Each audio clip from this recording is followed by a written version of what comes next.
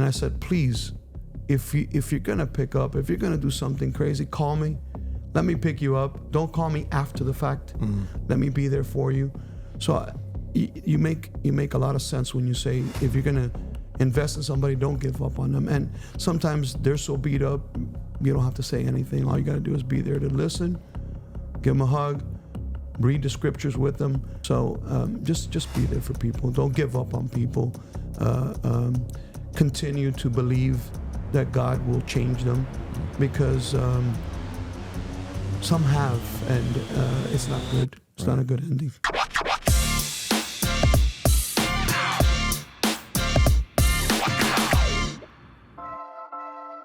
Hey guys, welcome to the Troy Gramling Podcast. I am glad you are here, and I hope that you're having a good holiday season. We are into the month of December, so it's time to get all those big deals, all the shopping done, and we thought it would be kind of cool to talk to some of the different folks along the way that impact our holidays. Some, whether it's a manager of a local department store, but today, I have a really, really special person with me. Excited to hear a little bit about their story and what they do, and I hope it'll inspire you as well.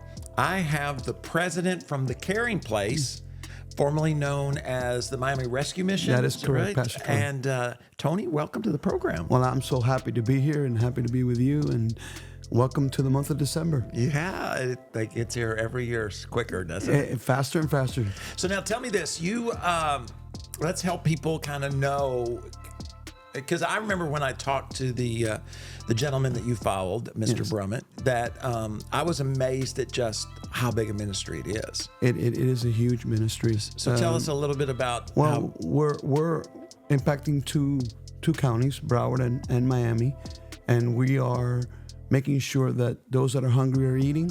We're making sure that those that are in domestic violence have a way out. We're making sure that those that need help to come out of all these addictions that are now battling our society at least have a chance to come in on a Monday and maybe take the steps towards getting better. We also have a work program that people that are just struggling, that lost everything and maybe had nowhere to go, came to the Caring Place and are there for a few months, and then hopefully we can connect them with housing and get them together back integrate into society through, our 4 core values of hope, compassion, transformation, and restoration. Wow. So how do you guys, how many touches, or how do you keep up with that kind of stuff, or how many you feed? Or we feed every day about 1,000 meals or more, because we feed our men in the program. In the Miami campus, we have over 320 men in the program. And in our Hollywood campus, we hold 110. So it's a lot of meals that go out every day. Plus then in our Miami campus, we turn it around and we feed our outside guests that we call those that are not ready to make the decision yet to come into our doors. But maybe they're in labor pool, maybe they're living under the bridge, maybe they're living on a sidewalk, maybe they're living in a tent. But don't look down on them. We just open our doors for them to be able to come in and find a place to lay their head for a little while. Maybe not even lay their head, but take a shower, shave, get ready for the next work day if they need to, and get a hot meal. And with, in our place, a meal brings hope to them. Right. And sometimes we engage, or sometimes we listen. Sometimes they're upset, sometimes they're not. But we're there to serve them, and that's the heartbeat of the Caring Place, to serve those that are in need. Wow. And I know that as you do those things all take resources, and y'all have a huge budget that you have to meet every year. Yes, sir. We have to meet that. And for me now, it's a new avenue, because I've always been on the program side, spend. Now I'm like, don't spend. No, we can't spend. We can't buy. But, unfortunately, I was sharing with Pastor Derek earlier and Pastor Tyler, when we're in our kind of business and the people business, and you're snagging them out of the pits of hell, there's always going to be attack. It seems like summer was the attack on air conditioning, and we had to replace 7 or 8 air conditionings, and I never thought that air conditioning was $25,000, $30,000 a pop sometimes, but it's a big budget. It's over $13 million, so it's a lot of money that has to be raised. It's about 102 employees that have to eat from there as well. And a lot of things that go into the back end, the beds run around $118 a piece. You need to replace those beds every 2 years. They wear out.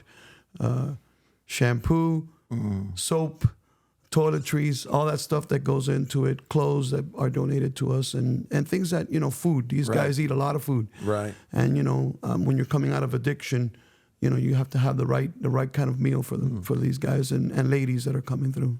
I know, a lot of times, I'm sure folks who are listening and watching today, that if people forget about, and those are hard dollars to raise, like for air conditioning. I know for us, right? Yes. We have lots of air conditioners here, and folks love to help feed hungry or Correct. Like hands-on ministries, but all the stuff that kind of surrounds that, the air conditioning and the beds. Well, and those kind of things. like I was sharing with you, this last year I've learned a lot about air conditioning and a lot about roofing, and I never knew a roof could cost close to $500,000 to take care of one of our buildings, but it does go like that.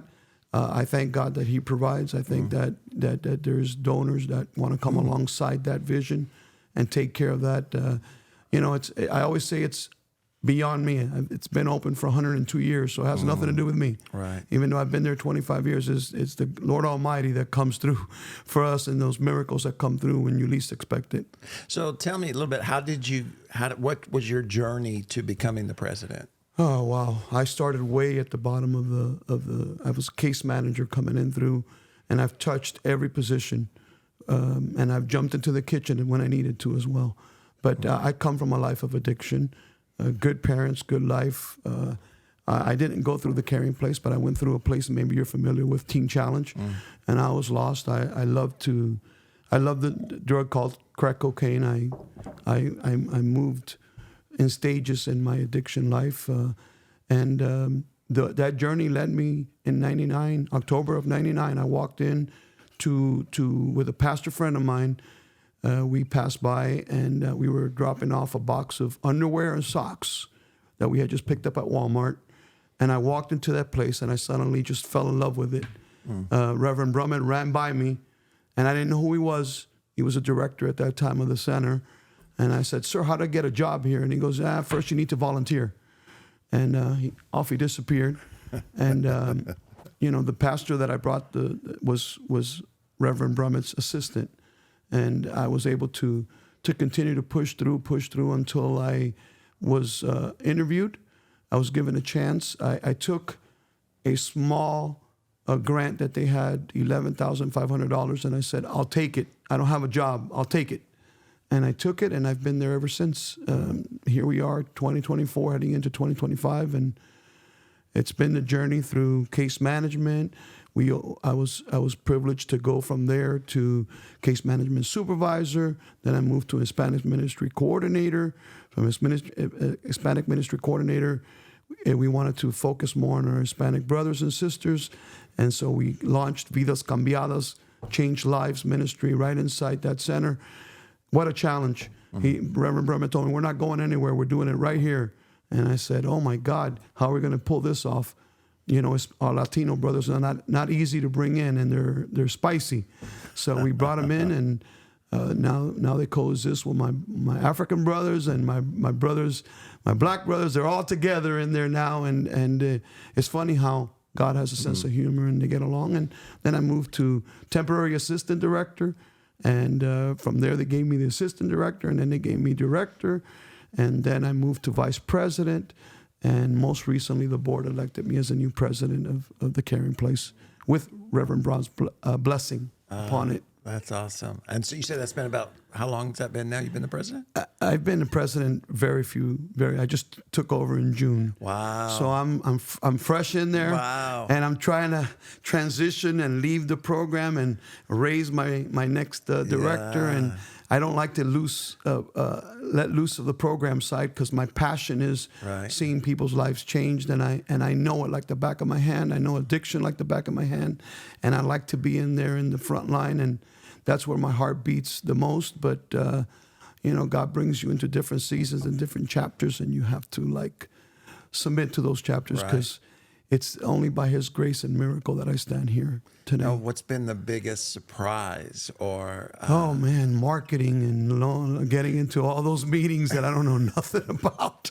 I'll be honest with you, learning that part and learning meeting after. I've never been in so many Zooms in my life, Zooms and meetings and Teams and more meetings and just shaking people's hands and just accepting all the praise. And I hope that in a year from now they keep giving me the praise they're giving me now, keep backing me up. You know. Yeah, I'm bound to make a mistake sooner or later. As long as you don't read the social media, you'll be fine. Social media doesn't make me or break me. Thank God. I was talking the other day, in the political world, Kamala was able to raise $1 billion in 3 months, and I've been here for 25 years, and I'm still working on my first $100 million. I praised God the other day. Somebody walked in and gave me a $10,000 check. Yeah, so exactly. I was happy for that. It's just, but it's all about relationships, Pastor Troy. And throughout the years, you haven't seen me here, but I've been behind Reverend Brummett, holding on the fort and doing what we need to do. And the things that you've done here for us as relational has been great. And like you said, it's a time of the season to give back. And that's one of the things that I learned early on when I left a teen challenge in Merrisburg, Pennsylvania, where Nikki Cruz sold it over for $1.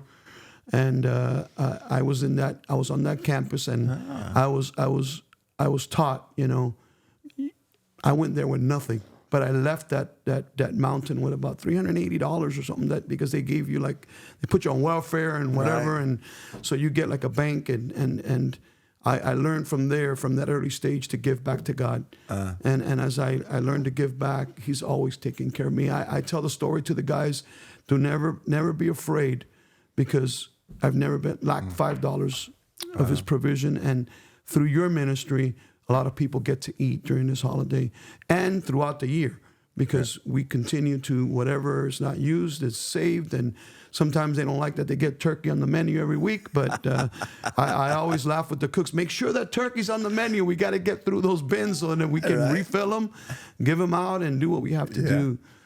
That's awesome. Yeah, for those of you listening may not know, every year around this time we do what we call Flip Us a Bird, where we'll challenge our congregation to go out and get a turkey. And we don't do it like over weeks or months. It's like, hey, now's the time, because I really think it's important. And the reason I do it that way is because I think it's important. There's a sacrificial part to it. It's like I can't, a lot of times we're well-intended, and so if you give multiple weeks, it's like people plan on it, then they forget, and then this way it's like they do it or don't do it. I actually like that way, because if and I don't want to get into criticizing anything. I want to be very positive on your podcast. But if relationally the churches would see it that way, we would be able to impact society even more. And that's one of the things that the pastor that I'm under and with you and the relationships that I've built around, they see it. They see it. They take care of it, and that's what Potential does. They give my team at the Caring Place the potential to impact families, and people think that we can do it alone. We can't do it without people helping us, and we can't do it without partnerships, and we can't do it without the right people in this community, so that we're able to take care of. Now, perfection we're not going to have, because you said don't look at the social media. Right. You're right. Now I get to see all the complaints that come in, all the things that come in, and I'm like, okay, well that's one. Right. We helped 50 other people get off drugs and alcohol, so I can't get on the one. Even though it harps on you. Right. Oh yeah. But you have to learn how to put that under the blood and keep going.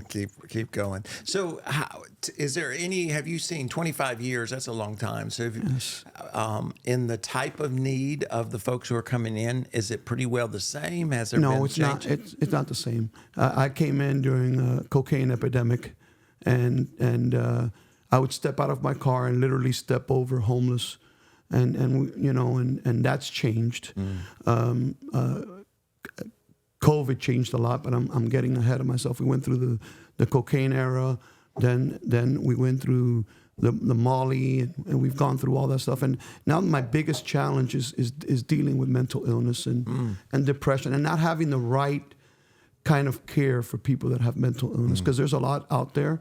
I know that we serve a big God, but for example, in my life, I know somebody that does well because they're under medication, but I don't stop bringing them to church. I don't stop bringing them to the program. I don't stop bringing them to Bible study. I don't stop telling them to do the things that they need to do.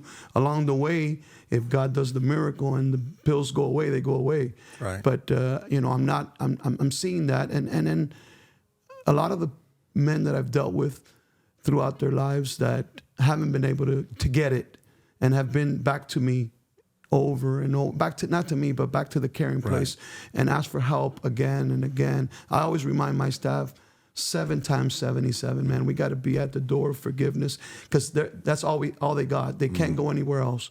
So if they come here, we believe God for the miracle. But yes, we're seeing also those people that are getting older and no place to go, and sometimes they can't get on a bunk bed, and so we're dealing with that as society as well as people get older. It's as I've heard it. So you help me out here, because I've heard people say different things. So when you see somebody that's on the side of the road and they say they're homeless and they're asking for money, should we help them, or should we help the places that help them? I mean, and again, I know there's individuals, but overall, we've prepared cards that we give out with a bag, but sometimes they don't need that. I've dealt with this young man that's battling with heroin for many, many, many years. And my answer is always, don't give him the money. Okay. Point him in the right direction. Give him the "you are worth it" card. But sometimes I've given them the money. Sometimes my son Josh has told me, "Hey, Dad, you're not going to give him anything," and that heart comes from, I've been there, and I've been in a night where I have had nothing and I've had to do something I'm not proud of to be able to get my fix or get what I need. So I've pulled out the $5. I've pulled out the $10, and I've spoken to them about the Lord, or just listened to them, right? And tell them, we're here. This is where I'm at. Please come to visit me. If you don't want to come to me, get into one of the programs that are offered in Miami and get off the streets, because you're not going to do this successfully and you're not going to overcome. But 99.9% of the time, I advise people not to give the money. I mean, the only way I got help is when they shut off all the avenues of. I mean, I remember one day vividly in my mind. I was getting to my dad's house. I was banging on his door, and he already met a pastor that was dealing with addicts and stuff. And a couple of minutes later, Miami police car pulled off behind me, and I was just crying. And I was, Dad, you're gonna do this to me? They put me in the car and they took me away, and they didn't arrest me. But they took me 5 blocks away and said, "Your father doesn't want you there. Go get some help, son." And those are tough situations to be on. And there's families. I say to this, not one family that I don't think is impacted by some kind of addiction, or some kind of problems, or some kind of homelessness, or some kind of mental illness, or something that's going on in society. Wow, that's it's such a challenge. But there's hope. Right. Oh yeah. Mm-hmm. Well, that's a great thing. I mean, you can give up, or you can keep going. Correct. And now, do you see what is it? Is it the end? Like you say here all the time, when we get to the end of the rope, then we'll actually look for to get healthy. Is that what? That's the best advice that I can give anybody. It's just that I've been there. Right. So you're not going to get tired until you're sick and tired, until you can't no more. And, with everything in life, you're not going to make the changes, and sometimes, unfortunately, until it's either too late or you make it on time and you turn to God. And that's the only side. I remember, I don't want to make this about me, but I remember telling my mom, I don't want to go to no religious program. I don't want to go anywhere where God has to tell me anything. and here I am now, thanking them for pointing me in that direction, because without that I'd be lost. But yeah, it's got to be at the end of the rope, Pastor Troy. If it's not at the end of the rope, it's never going to work. Right. But I'm not saying that it cannot happen at an altar call, Right. or Right. that it could happen here on a Sunday or because who am I to say how God wants to do it, right? Right. But God can do it wherever He wants, so He can do the miracle where He wants. So it's just, are you willing to believe it and have the faith to accept it? Now, is addiction, in your experience, is addiction or some other cause that leads people to homelessness? Or is it, they lose their job? No, or is there's many things that lead people to homelessness. It's not just addiction. That's just one thing. It could be, if we take it from the ladies' side, it could be domestic violence. It could be a loss of a job. It could be something happened, their business was lost, depression. It could be many things. It's not defined just by addiction. It's defined by many things. And I've seen that through the years. And I've seen people come in that have had told me, hey, I'm here, but I'm going crazy because I have nothing to do with crack cocaine. Right. And I go, no, but you're homeless. So stay there, stick and stay, go through it, learn about it, and help others. And unfortunately, sometimes programs like that are offered free like that, Right. Guys come from that life and jail and whatnot. One of my guys that I have served 30 years, and now he's one of our guest service supervisors. And it doesn't take one to know one, but because I've seen both ends. Mm-hmm. I've seen good social workers that have never been through any drugs and alcohol, but it always, somebody has gone through it is always your best route to follow. So what makes, you said you have 105 folks who are part of the team there. What makes a good team member? What are the skills that you're looking for? The skills that I'm looking for is that you're willing to do whatever it takes.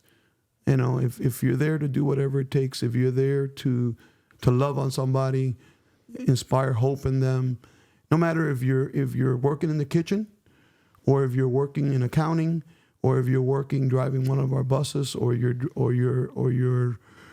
cleaning the bathroom toilets, you always have somebody to help up, encourage, and those are the best people that work with me.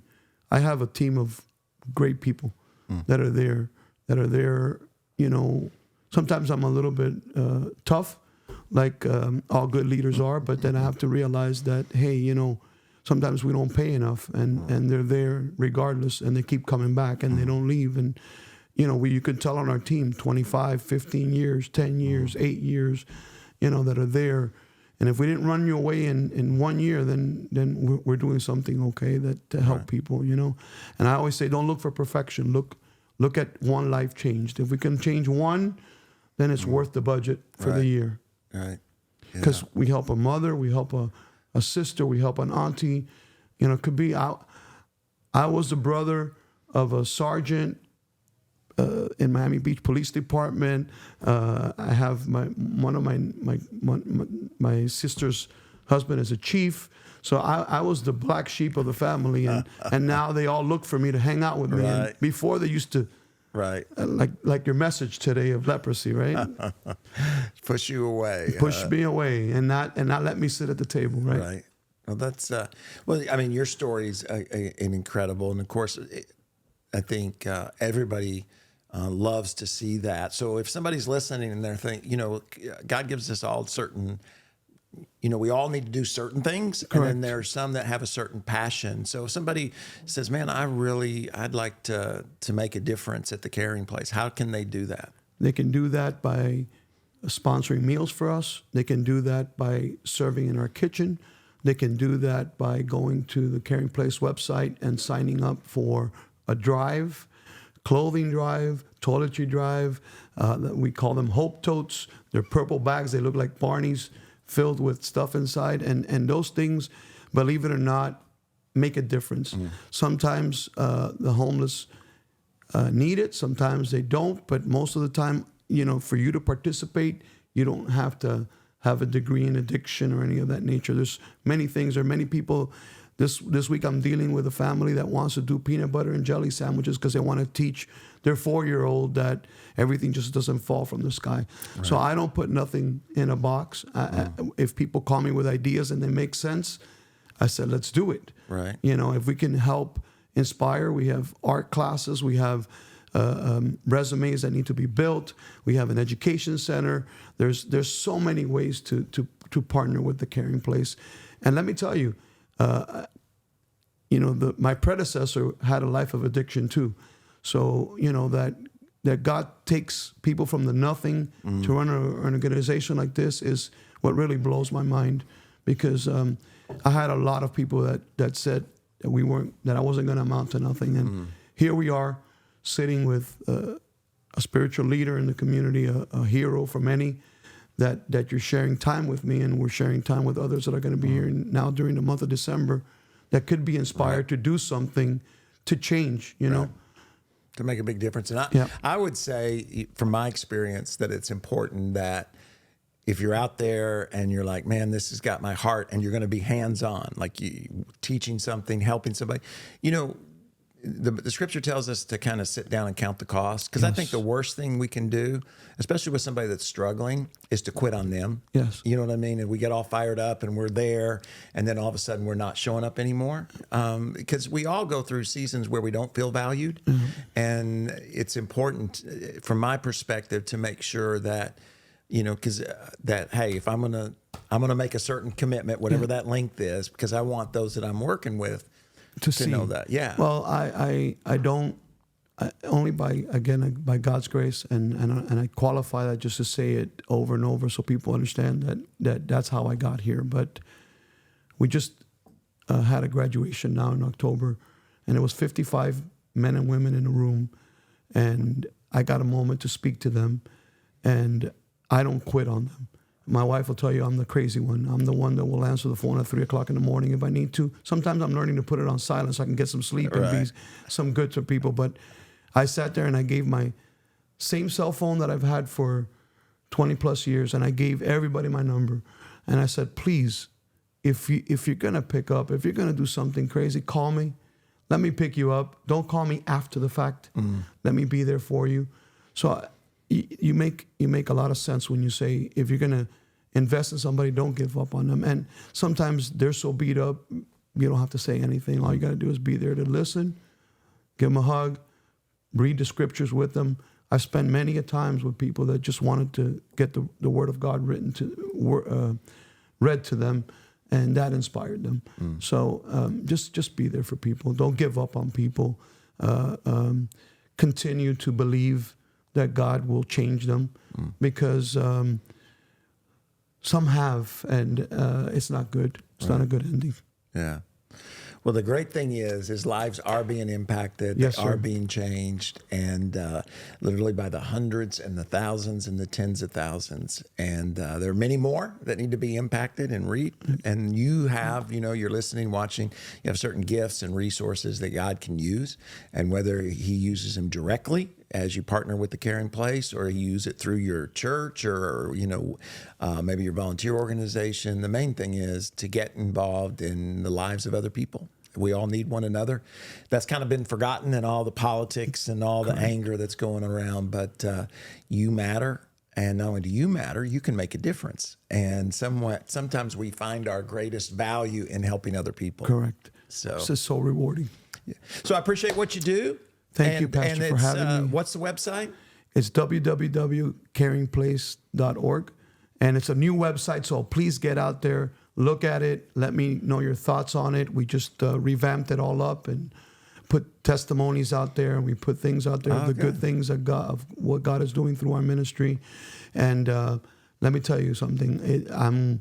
I'm blown away. I'm happy to go to work every day. Amen. The caringplace.org. Yes, sir. And then are you on the other place, Instagram and all that kind of stuff? Instagram, No One is Homeless is our hatch. No one is homeless. And, we are on Facebook, Instagram, TikTok, and get on all those and follow us, and do what you have to do to make sure.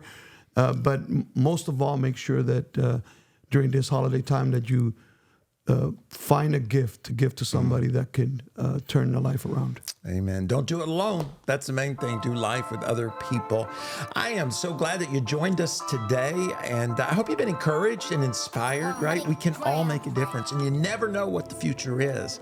You know, where we start is not where we have to end, and that's a great thing, a great advantage, I would say, of actually being a Christ follower, because that's what Jesus was all about. Don't forget to follow us on all the handles, subscribe, share. The algorithm is king. If you haven't bought the book, buy the book.